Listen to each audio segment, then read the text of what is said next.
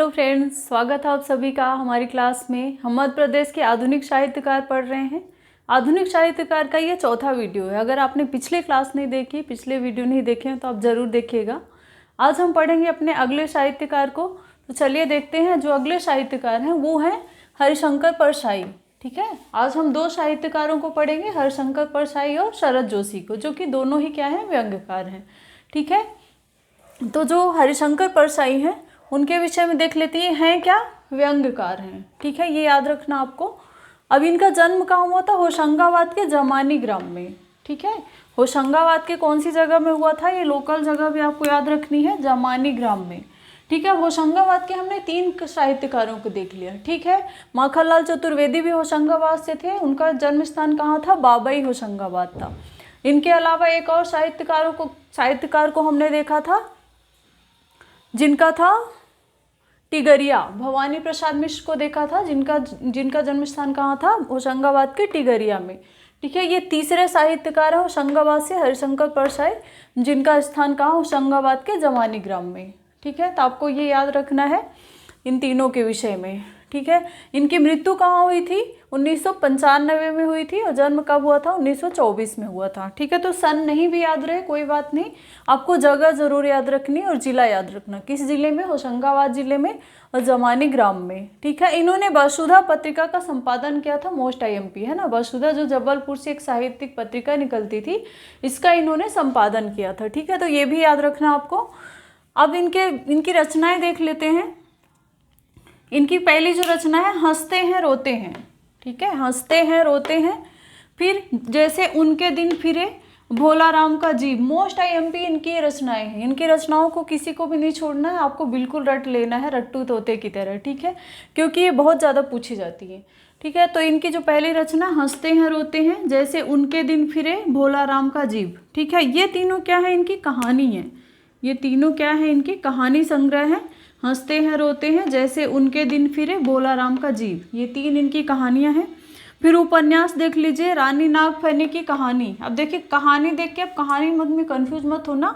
रानी नागफनी की कहानी क्या है? इनका उपन्यास है। रानी नागफनी की कहानी, तट की खोज, ज्वाला और जल। ये 3 उपन्यास है इनके। पहला क्या है? रानी नागफनी की कहानी, फिर तट की खोज, ज्वाला और जल। ठीक है, ये तीनों क्या है? इनके उपन्यास हैं। सबसे अधिक इन्होंने क्या लिखे? निबंध संग्रह लिखे। निबंध देख लेते हैं इनके। पहला है तब की बात और थी। ठीक है, इन्होंने क्या लिखा है? पहला निबंध संग्रह तब की बात और थी। फिर भूत के पांव पीछे, भूत के पांव पीछे, बेईमानी की परत, पगडंडियों का जमाना, सदाचार की ताबीज, शिकायत मुझे भी है, वैष्णव की फिसलन, तिरछी रेखाएं, ठिठुरता गणतंत्र, विकलांग श्रद्धा का दौर, प्रेमचंद के फटे जूते। ठीक है, मोस्ट IMP है, प्रेमचंद के फटे जूते। तुलसीदास चंदन घिसे, पूछी हुई रचना है। माटी कहे कुम्हार से, आवारा भीड़ के खतरे, निठल्ले की डायरी। ठीक है, ये IMP। इनके अलावा भी कुछ लिखी इन्होंने रचनाएं। एक इनकी जो रचना है, विकलांग श्रद्धा का दौर। विकलांग श्रद्धा का दौर के लिए इनको साहित्य अकादमी पुरस्कार मिला था। ठीक है, तो ये याद रखना है, विकलांग श्रद्धा का दौर जो इनकी रचना है, इसके लिए इनको साहित्य अकादमी पुरस्कार मिला है। ठीक है, तो इनकी सभी रचनाएं एक बार फिर से देख लेते हैं। हंसते हैं रोते हैं, जैसे उनके दिन फिरे, भोला राम का जीव। ये 3 क्या है? इनके कहानी संग्रह है। फिर रानी नागफनी की कहानी, तट की खोज, ज्वाला और जल। ये तीनों क्या है? उपन्यास है।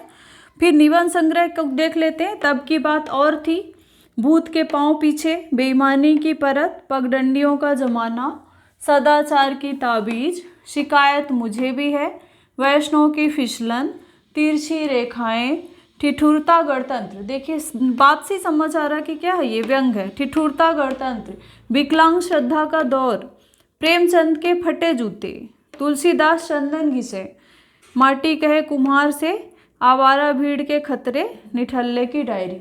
ठीक है, ये सभी इनकी रचनाएं हैं। सभी की सभी IMP हैं। इनके विषय में कुछ फैक्ट देख लेते हैं। इनके विषय में फैक्ट ये है, इनके प्रमुख तथ्य देख लेते हैं कि इन्होंने वसुधा पत्रिका का संपादन किया था जबलपुर से। ठीक है, इनके विषय में जो फैक्ट है वो याद रखना आपको कि इन्होंने वसुधा पत्रिका का संपादन जबलपुर से किया था। इन्होंने एक और समाचार पत्र का संपादन किया था, प्रहरी। इन्होंने प्रहरी का भी संपादन किया था।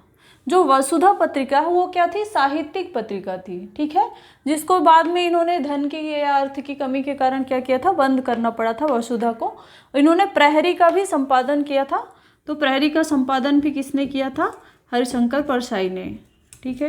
तो मुख्य रूप से वसुधा भी याद रखना, वसुधा पत्रिका का संपादन इन्होंने जबलपुर से किया था और प्रहरी का भी संपादन किया था इन्होंने, ठीक है। इनको पुरस्कार क्या मिला था, विकलांग श्रद्धा का दौर जो इनकी रचना है उसके लिए 1982 में साहित्य अकादमी पुरस्कार मिला था। विकलांग श्रद्धा का दौर रचना के लिए इनको 1982 में साहित्य अकादमी पुरस्कार मिला था। इनको और क्या मिला था, शरद जोशी पुरस्कार मिला था। शरद जोशी व्यंग्यकार के लिए पुरस्कार होता है, मध्य प्रदेश सरकार देती है। तो ये शरद जोशी पुरस्कार भी मिला था और इनको शिखर सम्मान भी मिला था, ठीक है। तो आपको मोस्ट आईएमपी ये लिखना है। रचना, इनकी रचनाएं बहुत ज़्यादा पूछी जाती हैं, तो आप बार बार पढ़ेंगे तो आपको याद हो जाएंगी, ठीक है। सभी रचनाएं इनको कम से कम 3 से 4 बार आप पढ़िएगा तो आपको याद हो जाएंगी। और इनके विषय में फैक्ट भी याद रखिएगा। वसुधा और प्रहरी का संपादन किया, शरद जोशी पुरस्कार मिला, शिखर सम्मान भी मिला, ठीक है। अगले साहित्यकार शरद जोशी जी हैं, जो कि क्या है, व्यंग्यकार हैं, ठीक है। इनका जन्म कब हुआ था, 1931 में उज्जैन में हुआ था। स्थान याद रखना है, स्थान बिल्कुल भी नहीं भूलना है, कहाँ हुआ था, उज्जैन से संबंधित थे। डायरेक्ट पूछा जाता क्वेश्चन कि शरद जोशी का संबंध किस जिले से था, तो आप क्या बताएंगे, उज्जैन से था। इनकी मृत्यु कब हुई थी, 1991 में हुई थी, मुंबई में। अब इनकी रचनाएं देख लेते हैं। पिछले दिनों, पहले इनकी रचना है पिछले दिनों, फिर रहा किनारे बैठ, यथासंभव, परिक्रमा, जीप पर सवार इल्लियाँ, फिर किसी बहाने, दूसरी सतह, हम भ्रष्टन के भ्रष्ट हमारे। क्योंकि ये क्या थे, एक व्यंग्यकार थे, तो इनकी रचना का नाम भी ऐसा ही, हम भ्रष्टन के भ्रष्ट हमारे, ठीक है।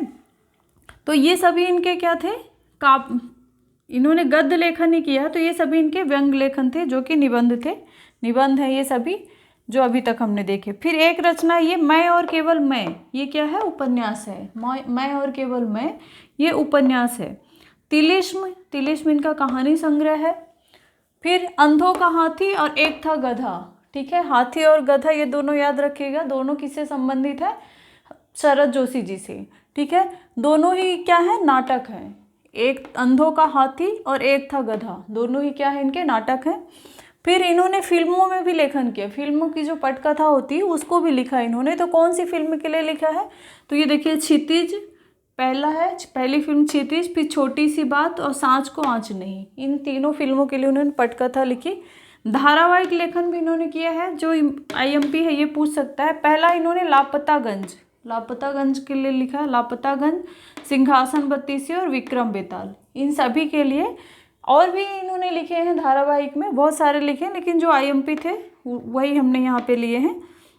तो लापतागंज, सिंहासन बत्तीसी, विक्रम बेताल, इन तीनों ही धारावाहिक के लिए इन्होंने, तीनों ही धारावाहिक की पटकथा इन्होंने लिखी है, तीनों धारावाहिक लिखे हैं। फिर इनको क्या सम्मान दिया गया था, पद्मश्री सम्मान दिया गया था 1990 में, ठीक है। सन नहीं याद रहे कोई बात नहीं, पद्मश्री दिया गया था।